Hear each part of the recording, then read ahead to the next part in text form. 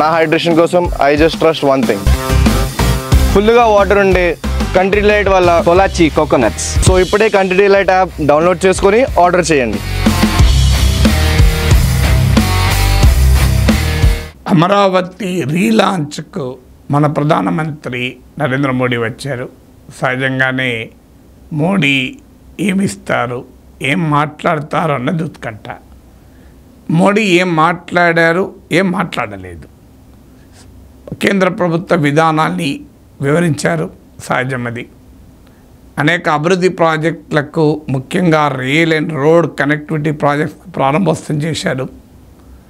దేశమంతటా ఇన్ఫ్రాస్ట్రక్చర్ పెరుగుతుంటే ఆంధ్రప్రదేశ్లో కూడా తప్పనిసరిగా పెరగాల్సిందే. రైల్వే లైన్ నార్త్ నుంచి సౌత్కి వేస్తుంటే ఆంధ్రప్రదేశ్ టచ్ కాకుండా పోరాదు. రోడ్డు మార్గం నార్త్ టు సౌత్ వేస్తుంటే ఆంధ్రప్రదేశ్ టచ్ కాకుండా పోరాదు. అందువల్ల రోడ్ అండ్ రైల్ కనెక్టివిటీ ప్రాజెక్ట్స్లో అనివార్యంగా ఆంధ్రప్రదేశ్ కాదు అన్ని రాష్ట్రాలకు వస్తుంది. దాంతోపాటు ఏక్తా మాల్ విశాఖపట్నంలో పెడుతున్నట్లు చెప్పారు. దేశమంతటా ఏక్తా మాల్స్ పెడుతున్నారు, ఆంధ్రప్రదేశ్లో కూడా పెడుతున్నారు. ఇక నాగాయలంకల్లో మిసైల్ టెస్టింగ్ రేంజ్ ఒరిస్సాలో ఉంది. ఇలా మిసైల్ టెస్టింగ్ రేంజ్ పెడతామన్నారు. ఆల్రెడీ శ్రీహరికోట షార్స్ అంటుంది, శ్రీహరికోట హై ఆల్టిట్యూడ్ రేంజ్ని. నాగాలంక కూడా పెడితే డెఫినెట్గా ఆంధ్రప్రదేశ్కు మరింత గుర్తింపు వస్తుంది. సో ఇది ఆంధ్రప్రదేశ్కి ఇచ్చినటువంటి ప్రధానమైన. దాంతోపాటు పోలవరం పూర్తి చేస్తామని మరోసారి హామీ ఇచ్చారు. ఇది కేంద్ర ప్రభుత్వ ప్రాజెక్ట్, పార్లమెంట్ చట్టం ద్వారా వచ్చిన ప్రాజెక్ట్. కేంద్రం తప్పనిసరిగా చేయాల్సింది, ఇంకో మార్గం లేదు. ఇక జనరల్ ఉపన్యాసంగా ఆంధ్రప్రదేశ్ అభివృద్ధిలో భుజం కలుపుతాం, అలాగే అమరావతిని అభివృద్ధి చేయడంలో వేగంగా ఇన్ఫ్రాస్ట్రక్చర్ గ్రౌండింగ్ కావడంలో సహకరిస్తాం. ఇలా జనరల్ అంశాలు అన్నీ ఉన్నాయి. దీంతోపాటు మోడీ స్టైల్ ఉంటుంది. ఎక్కడికి పోతే అక్కడ చరిత్ర, సంస్కృతి వీటిని గుర్తు చేస్తుంటారు. సో అమరావతి, విజయవాడ కనకదుర్గమ్మ, అమరావతి అమరలింగేశ్వర స్వామి, వీరభద్రస్వామి, ఇలా ఆంధ్రప్రదేశ్కు ఉన్నటువంటి సాంస్కృతిక, చారిత్రక, ఐతిహాసిక ప్రాధాన్యతల్ని గుర్తు చేయడం, శ్రీ వెంకటేశ్వర స్వామితో సహా అందరికీ ప్రణమిల్లడం, దాంతోపాటు కొన్ని వాక్యాలు తెలుగులో చెప్పడం ప్రత్యేకంగా. ఇది మోడీ స్టైల్, చాలా మంచి స్టైల్. ఎక్కడికి పోతే అక్కడ చరిత్ర, సంస్కృతి, వారసత్వాన్ని స్పృశిస్తే అక్కడ ప్రజలు ఆనందపడతారు. ఇక మూడవది చంద్రబాబు నాయుడు పట్ల ప్రశంస. ఎందుకంటే అంతకుముందు మోడీని చాలా గొప్పగా చంద్రబాబు నాయుడు పొగిడారు. ఎన్నికల సభలో మోడీ పైన విమర్శ కూడా వచ్చింది. చంద్రబాబు నాయుడు ఎంత పొగిడినా మోడీ మాత్రం చంద్రబాబు నాయుడు ఏమీ పోవడం లేదు అని. సో అందువల్ల ఇక్కడ ఆ విమర్శ కొంత అధిగమించి పరస్పరం పొగడ్తలు జరిగాయి. మోడీ తనకు గురువు అని, చంద్రబాబు నాయుడు తనకు ఆదర్శం అంటే, లేదు చంద్రబాబు నాయుడే తన గుజరాత్ ముఖ్యమంత్రిగా ఉన్న ఆదర్శం అంటూ నరేంద్ర మోడీ రహస్యం విప్పానని చెప్పాడు, రహస్యం చెప్తున్నానని. ఇక పవన్ కళ్యాణ్ అన్నప్పుడల్లా మోడీ ప్రత్యేక అభిమానాన్ని చూపుతుంటాడు. ఈసారి కూడా సోదరుడు పవన్ కళ్యాణ్ అంటూ, పవన్ కళ్యాణ్ శక్తివంతుడు అంటూ, ఇలా రకరకాలుగా పవన్ కళ్యాణ్ పైన ప్రత్యేక హోదా, పవన్ కళ్యాణ్కు ప్రత్యేక హోదా ఇవ్వడం మోడీ డే 1 నుంచి చేస్తున్నారు. మోడీ ఏ పవన్ అయ్యే తుఫాన్ హై అని కూడా అన్నాడు. సో ఈసారి కూడా మళ్ళీ పవన్ కళ్యాణ్ ఆ రకమైన ప్రత్యేక గుర్తింపు అయితే ఇచ్చారు. ఇక ఇవన్నీ చెప్పిన విషయాలు, ఇక చెప్పని విషయాలు చాలా కీలకం. సైలెన్స్ టెల్స్ మెనీథింగ్ వెరీ లౌడర్ అంటారు. అంటే మౌనము చాలా విషయాలు గట్టిగా చెప్తుంది అంటారు. ఇందులో మీరు గమనిస్తే అమరావతి అంటేనే తెలుగుదేశం పార్టీ నరేటివ్లో ముందు గుర్తొచ్చేది జగన్మోహన్ రెడ్డి విధ్వంసము. జగన్మోహన్ రెడ్డి అమరావతి కళను చెదరగొట్టడం, 3 రాజధానులంటూ అమరావతి ఆశయాన్ని భ్రష్టు పట్టించడము. అంతేకాదు మళ్ళీ జగన్మోహన్ రెడ్డి అధికారంలోకి వస్తాడేమో అన్న భయం కూడా ఇన్వెస్టర్లకు, ప్రజలకు ఉంది. ఏమవుతుంది అమరావతి అనేది. ఏకంగా ముఖ్యమంత్రి చంద్రబాబు నాయుడు అయితే నేను నరేంద్ర మోడీతో మాట్లాడతాను, ఏం పార్లమెంట్లో చట్టం చేసైనా అమరావతిని ముట్టుకోకుండా చేస్తాము, ఇదంతా నరేటివ్. కానీ ఎక్కడా జగన్ ప్రస్తావన దాదాపు తీయలేదు మోడీ. ప్రత్యక్షంగా తీయరు సాధారణంగా, ఎందుకంటే ఇది పొలిటికల్ ఎలక్షన్ మీటింగ్ కాదు. కానీ పరోక్షంగా కూడా తీయరు. ఒక్క చోట మాత్రం కూటమి అధికారంలోకి రావడం, చంద్రబాబు నాయుడు ముఖ్యమంత్రి కావడంతో అమరావతికి గ్రహాలు తొలగిపోయాయి అని ఒక పదం వాడాడు. కానీ అసలు చంద్రబాబు నాయుడు అన్నది మోడీజీతో మాట్లాడతాను, అసలు అమరావతియే చట్టం రాజధాని అని చట్టం చేసే అవకాశం ఏమైనా ఉందా, విభజన చట్టంలో సవరణ చేసే అవకాశం అన్నాడు. మరి మోడీజీని చంద్రబాబు గారు అడిగారా లేదా తెలియదు, అడిగితే మోడీ ఒప్పుకున్నాడా లేదా తెలియదు. కానీ ఎక్కడా విభజన చట్టాన్ని సవరిస్తానన్న మాట మోడీ అనలే. వాస్తవానికి సవరించి చట్టం కూడా చేయాల్సిన అవసరం లేదు, మీకు ఆర్డినెన్స్ జారీ చేయొచ్చు. 2014లో మోడీ మొదటి సమావేశంలోనే, క్యాబినెట్ మొదటి సమావేశంలోనే తెలంగాణకు చెందిన 7 మండలాలు పోలవరం ముంపు మండలాలు ఆంధ్రప్రదేశ్కి మార్చారు. కానీ ఆ హామీ ఇవ్వటానికి కేంద్రం సిద్ధంగా లేదు. నేను ఇదివరకు చెప్పాను, సుప్రీంకోర్టులో అఫిడవిట్ వేస్తూ రాజధాని ఎక్కడ ఉండాలన్నది మా పని కాదు, ఇది రాష్ట్ర ప్రభుత్వ ఇష్టము, కేంద్ర ప్రభుత్వం దాంట్లో జోక్యం చేసుకోదు అని నరేంద్ర మోడీ ప్రభుత్వం సుప్రీంకోర్టుకు తెలిపింది. ఇక అంత స్పష్టమైన వివరణ ఇచ్చాక మళ్ళీ ఇప్పుడు విభజన చట్టంలో చేర్చి దానికి ఒక గ్యారంటీ ఇస్తానన్న తెలుగుదేశం నరేటివ్ను బీజేపీ అంగీకరించలేదు. ఇప్పుడే కాదు, ఇదివరకు కూడా జగన్ ముఖ్యమంత్రి ఉన్న సమయంలో కూడా రాష్ట్రంలో రాజధాని ఎక్కడ ఉండాలన్నది మా ప్రభుత్వ నిర్ణయం అని జగన్మోహన్ రెడ్డి అంటే, కాదు ఇది పార్లమెంట్ విభజన చట్టంలో ఉంది కనుక మీరు మార్చలేరు అని తెలుగుదేశం అనేది. కేంద్రం మాత్రం సుప్రీంకోర్టులో అఫిడవిట్ వేసి మాకు సంబంధమే లేదు రాష్ట్రానికి అన్నారు. బహుశా ఆ వైఖరికి ఇప్పటికీ మోడీజీ బీజేపీ కట్టుబడి ఉన్నట్టుంది. అంటే ఆ భయం, ఆ అనుమానం మిగిలి ఉంది.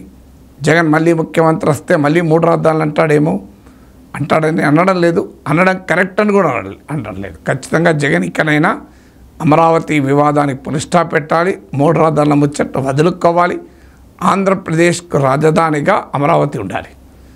ఇందులో నా అభిప్రాయం మొదటి నుంచి ఇదే స్టాండ్ చెప్పాను. కానీ జగన్మోహన్ రెడ్డి పైన ఒక్క మాట కూడా విమర్శ చేయకుండా, పరోక్షంగా కానీ ప్రత్యక్షంగా కానీ జగన్ మళ్ళీ అధికారంలోకి వస్తే ఎలా అన్న కన్సర్న్స్ను ఉన్నాయని చంద్రబాబు నాయుడు, లోకేష్ పదే పదే చెప్తున్నా వాటిని అడ్రస్ చేయడానికి మోడీ సిద్ధపడలే. ఇక నెక్స్ట్ ఇంపార్టెంట్ పాయింట్, అమరావతికి కేంద్రం సాయం. సాధారణ హామీ, మీరు ఇక్కడ మౌలిక వసతుల్ని కల్పించేందుకు కృషి చేస్తున్నారు, అది వేగంగా శీఘ్రగతిలో పూర్తయ్యే క్రమంలో కేంద్రం సహకరిస్తుంది అని సాధారణ ప్రసంగమే తప్ప నిర్దిష్టంగా అమరావతికి ఇన్ని నిధులు ఇస్తానని ఎక్కడా మోడీ అనలే. మోడీ ఇక్కడికి వస్తున్నాడంటేనే ఆంధ్ర ప్రజల నుంచి వచ్చిన డిమాండ్ ఏంటి, మాకు అమరావతికి ఇచ్చిన 15,000 కోట్ల రూపాయల ప్రపంచ బ్యాంక్ అప్పునైనా కనీసం గ్రాంట్గా మార్చండి.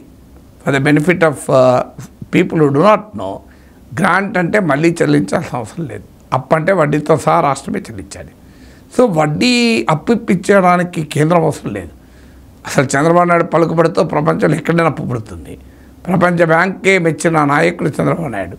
అందువల్ల ఆంధ్రప్రదేశ్ ప్రభుత్వం అప్పు చేయడానికి మోడీ పలుకుబడే అవసరం లేదు.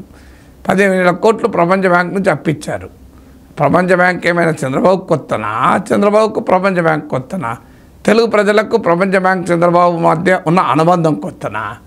సో ఇదేమి ప్రపంచ బ్యాంకులో వెళ్ళి నువ్వు ఒక డెస్క్లో పనిచేసావని అడిగినా, వైట్ కాదు, బ్లాక్ కాదు, ఏ కలర్ ఉన్న పర్సన్ అడిగినా, కమ్ ఫ్రమ్ ఇండియా అంటే Andhra Pradesh, are you from Chandrababu Naidu's land అంటారు. అంత పాపులర్ చంద్రబాబు.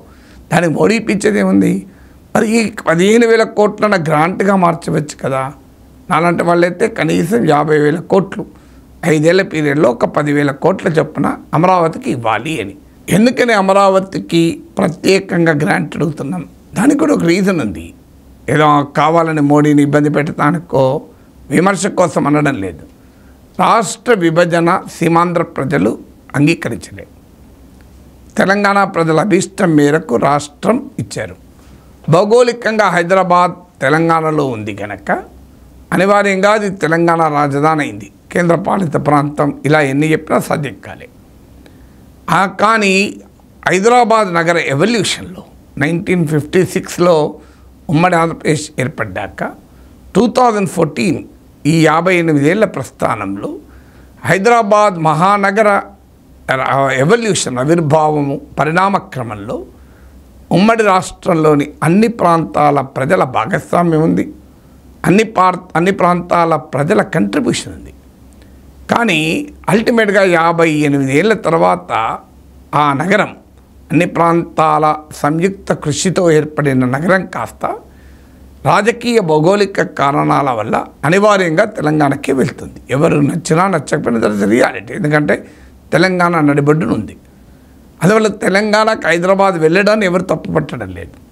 మరి దానికి పరిహారం ఆంధ్రప్రదేశ్కు రావాలా వద్దా? ఇది న్యాయమైంది కాదా?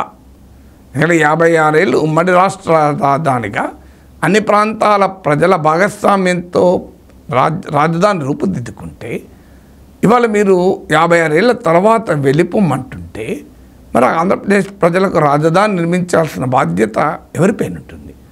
ఎవరైతే రాష్ట్రాన్ని విడగొట్టారో వాళ్ళపైన ఉంటుంది. రాష్ట్రంలో విడగొట్టింది పార్లమెంట్ చట్టం. ఆర్టికల్ 3 ఆంధ్రప్రదేశ్ ప్రజలకు ఏ రకమైన పాత్ర లేదు ఇందులో. మరి పార్లమెంట్ చట్టంలో భారతీయ జనతా పార్టీ సహకారం లేకుండా చట్టం రాలే. మరి ఇప్పటికైనా అప్పుడైనా అధికార ప్రభుత్వాలు మారచ్చు, పార్లమెంట్ మారదు కదా. So the sanctuary of parliament will not change. అందుకొరకు అమరావతికి కేంద్రం 50,000 కోట్ల గ్రాంట్ అయినా ఇవ్వాలి అని. కేంద్రానికి ఇది ఎక్కువనా? 47-48 లక్షల కోట్ల బడ్జెట్లో 50,000 కోట్లు లెక్కన ఇది నెగ్లిజిబుల్ కదా. సో అందువల్ల అది కూడా 10,000 కోట్లే అడుగుతున్నాం ఏడాదికి.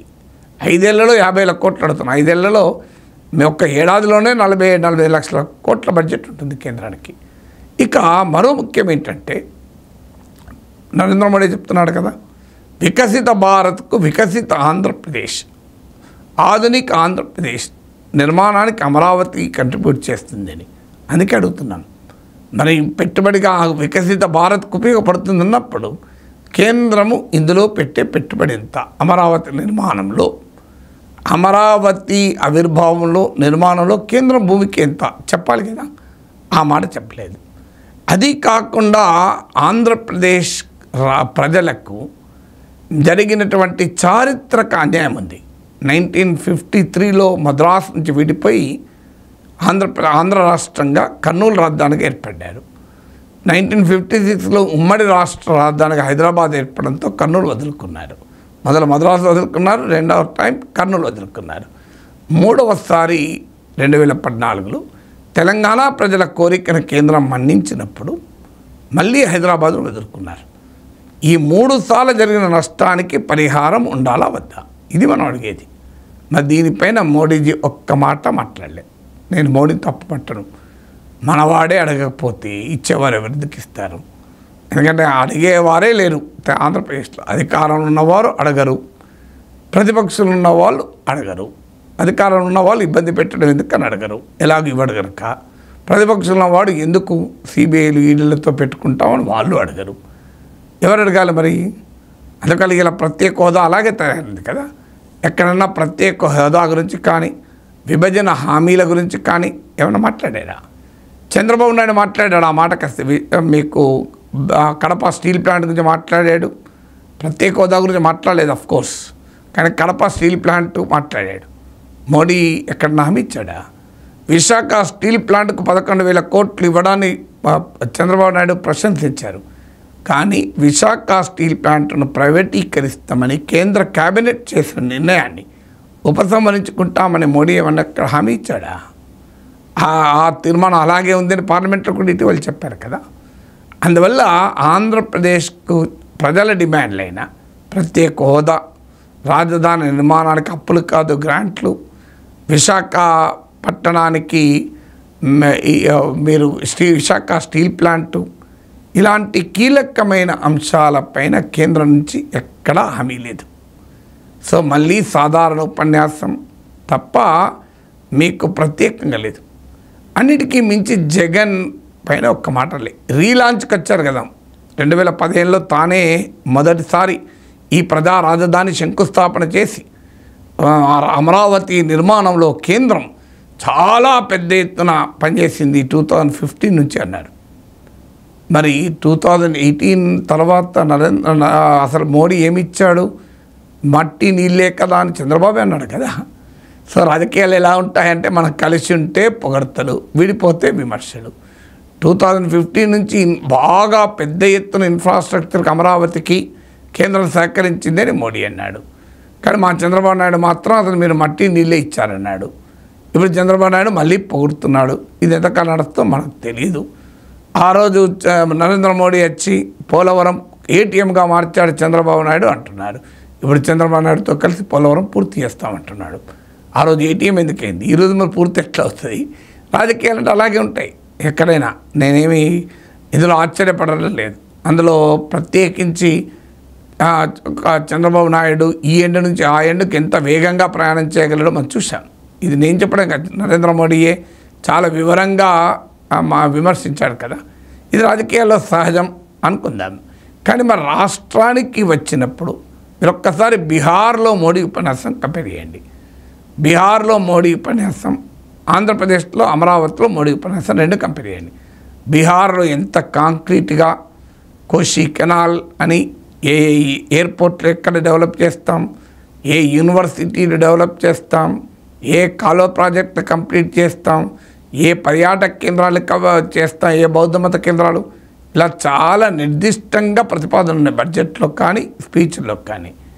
అమరావతికి వచ్చే వరకు జనరల్ స్పీచ్, జనరల్ ఏ వాగ్దానము ఏ నిర్దిష్ట హామీ లేకుండా సాధారణ సూత్రీకరణలాగా మీరు కష్టపడండి, మేము సహకరిస్తాం. 4 పొగడ్తలు ఆంధ్రప్రదేశ్లో కళలు కనే ప్రజల కొరత లేదు, కళలు సాకారం చేసుకునే ప్రజల కొరత లేదు అంటే చెయ్యెత్తి జైకొట్టు తెలుగోడా అని చెప్పారు. కానీ అల్టిమేట్గా తెలుగుకి ఏం వచ్చింది అనేది క్వశ్చనే. ఒక గిఫ్ట్ సిటీ, గుజరాత్లో గిఫ్ట్ సిటీకి ఇచ్చిన రాయితీలు విశాఖపట్నం ఫిన్టెక్ వ్యాలీకి ఎందుకు ఇయ్యరు? అమరావతి క్వాంటమ్ వ్యాలీగా డెవలప్ చేస్తామని చంద్రబాబు నాయుడు కళలు కంటున్నాడు, ఎందుకు ఇవ్వరు గిఫ్ట్ సిటీకి ఇచ్చింది? అహ్మదాబాద్ టు ముంబై మీరు బుల్లెట్ ట్రైన్ వేసుకున్నప్పుడు అమరావతి నుంచి ఎందుకు ఇవ్వరు bullet train? At least Amaravati to Hyderabad అన్నా, లేదా అమరావతి మీదుగా హైదరాబాద్ టు వైజాగ్ అయినా, there is no answer. So అందువల్ల ఉపన్యాసంలో ఏం చెప్పారన్నది ఎంత ముఖ్యమో, ఏం చెప్పలేదన్నది అంతకన్నా ముఖ్యం.